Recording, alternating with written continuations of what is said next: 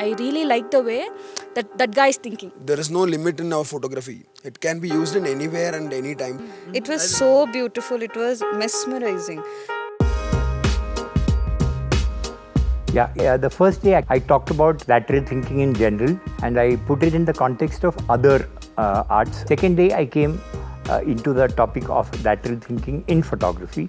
The first part was about how, on a solo level, a photographer, how does he think laterally to arrive at interesting solutions to the problems he has at hand. And the second part talked about how a photographer collaborates with other artists.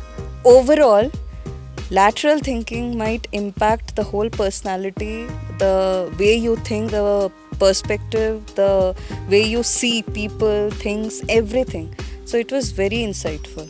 And Gangadhar sir, I thought, brought like a lot of education and knowledge and just so much new perspective for us. All the three activities were equally, important for me because I learnt a lot. My favorite one was the 1 minute video shot.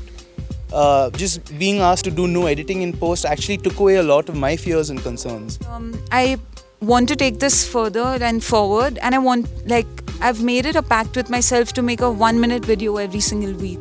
I always photograph people, but photographing nature elements was very, very interesting.